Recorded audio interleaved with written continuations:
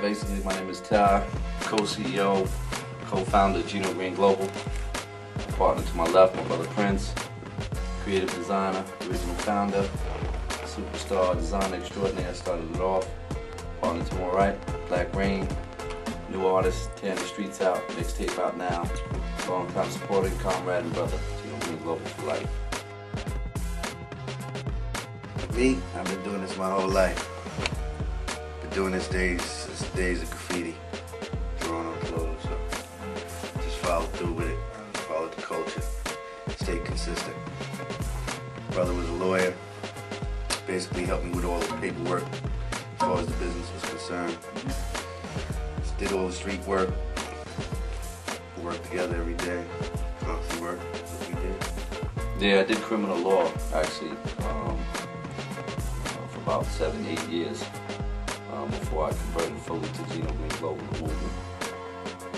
So a lot of people might recognize me from the courts. Sad to say, this neighborhood ain't too safe. A lot of guns and drugs out there. You know, I gotta take a lot of credit for that. I'm apologizing right now on camera.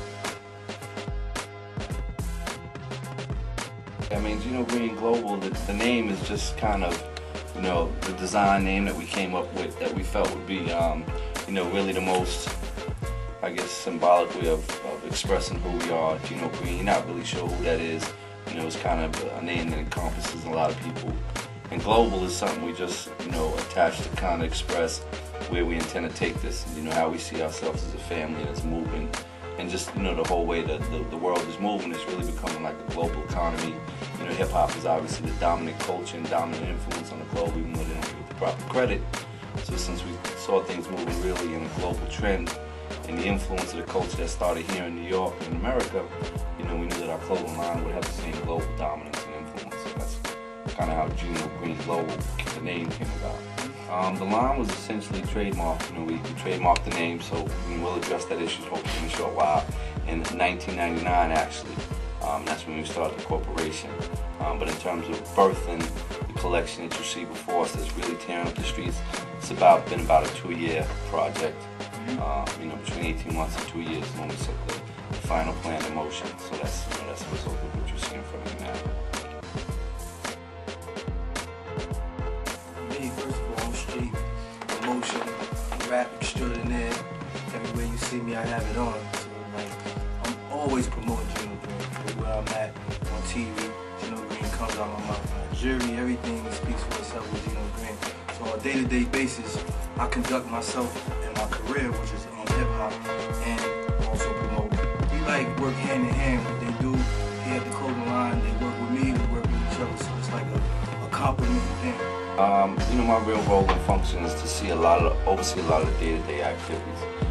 Kind of coordinate to make sure the designers have what they need, that the production people are doing what they're supposed to do in terms of the factories overseas, and making sure the designs get over there in time, samples come back, you know, in accordance with the designs, making sure that, you know, we got our clearance lined up, making sure that the marketing people are, you know, lined up and have the things that they need to continue this, you know, incredible marketing domination that we've been able to accomplish over the last couple of months. So that's, you know, my role is the day-to-day kind of overseeing things, making sure everybody has what they need to get their job done. You know, I mean, you've seen my work. This is my work day to day. All these pieces that you see up on the wall, basically my physical work from these hands. It's all physical work. I do a little bit of everything. I'm visionary. I do a little bit of marketing. Keep us all together, keep us focused, keep us up on fast on an everyday basis. That's what I do. Make sure nobody can't mess with us because we're there.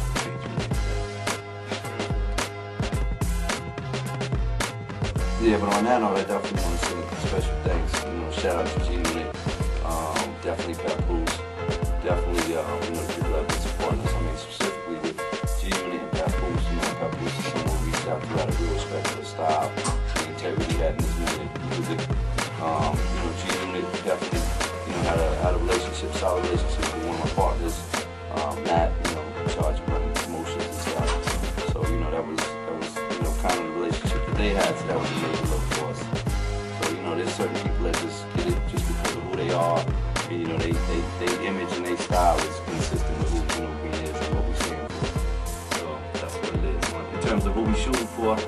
mean, you know, the core consumer, the person who knows T.I. fashion. Yeah, T.I. T.I. All the big dudes who do things on a big basis, you know, people who go after money in life, you know, in a major way. Whatever you do it with flair, you do it with style, you know, you do it with creativity, you know, with bite, on steel, you come up with your own shit. You know, people who move and shakers, who live life to the fullest, you know, and that's really the target core consumer of who Gino is after, and who we represent.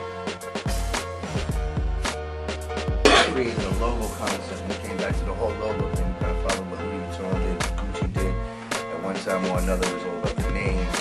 Like whether it was Tommy Hilfiger, Jordache, whatever that may be, whatever the name may be, the name was, of course, back to the logo concept.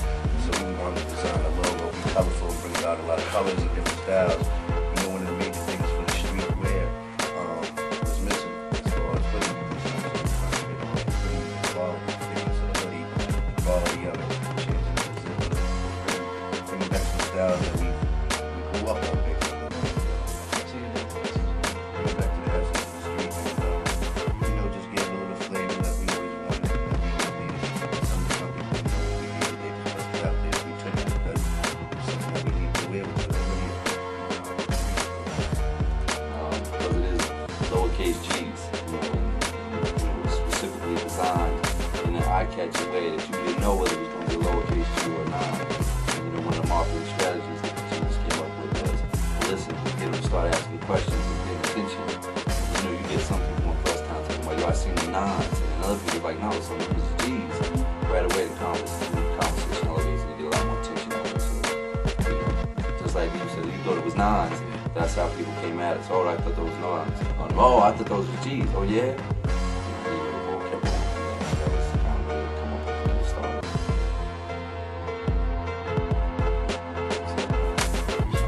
I don't know. I think my man pulls his designs from his ass. But you should come out left and right. They ain't got no end. He's been doing it for years. I got pictures from like 19 years ago when my man was writing on walls and designing shit. So honestly, I don't know. I don't think shit. I don't know where the hell he comes up with shit. But the shit he comes up with, the world loves. So of course it comes from the universe. It's a God-given gift. You know what I'm saying? It's not something like that, but it's something greater than me. But I believe it has to do with culture that we live. I love fashion. I'm just trying to change it. Can we laugh at a couple of dudes who shut doors in our face? Come on, you see us now. You remember us being in your office making a pitch? Or like, I don't really see that right now. I don't really see, there's no place in the fashion world for that type of line. Or, you know what, hip-hop, urban clothing is dead. You remember those lines you spat at us time after time? Oh, we don't see you doing more than 2 or 3 million over the next 6 years. It'll take you forever. Listen, we got a lot of doors shut in our faces. A couple of banks even turned us down, you meatballs. Now look at you, huh? They should demote you. You had the opportunity to make some money for your company. Absolutely. So yeah, there was a lot of, I mean, you know, that just comes with the territory. Anytime you want to come up from the bottom up, going to the top, it's going to be them obstacles. Life is like that. People go through it on an everyday basis. Wow, can we talk about the bootleggers Can we too? talk about the Another, that's a momentary struggle. We'll overcome that. But again, you buying our shirts and you paying $30 and $40, it's a bootleg, my man. Our shits is $80 and better retail. If you got a sweat hood for $85, $90, it's a bootleg. Our shit started at $180 and better. But there's a couple of dudes that just went crazy with it. They saw the opportunity to make money. It's part of the game. It ain't no different than music. When you see these hot, they bootlegging you. You know, it is what it is. But pretty soon you're gonna be able to check our website in a couple of weeks. And not only are we gonna list the legit stores, we're gonna list the bootleg stores. So they on full blast. Take a work on it. It's just that simple. Just shows you how serious life is. You ain't gonna sleep. You wanna work out. So you should have tight and keep quality for people. That's what it's all about, keeping quality for people. Oh yeah, I mean honestly, we would probably be by year's end.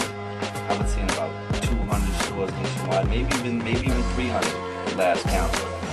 You know, we've been real blessed. The South has been real good to us. The major fashion markets, you know, Miami, LA, Chicago, Houston, Atlanta. We started out in maybe 20 stores in New York. Went out to Magic, blew the doors off of Magic, which is like, you know, the #1 fashion show in terms of where buyers come to check out what's new, what's hot, what's going to sell. And, you know, ask anybody that was out there in Magic Vegas 2006. We blew it out in August. And, you know, so we're up to a lot of stores. And, you know, the South loves us, the West Coast loves us, Midwest, you know, so we're doing real well. Headquarters, all the people that have, you know, seen what we do, seen what we're trying to do, and really respect it and support it. And Tastemakers, if you want to check out a crazy new hot website where they're doing anything and getting the top interviews, go check them out. Because you're going to see us there, and you're going to see all the other big names that they shaking up the industry. So all you other weak ass websites, get your game up, because they about to pass y'all. No bullshit.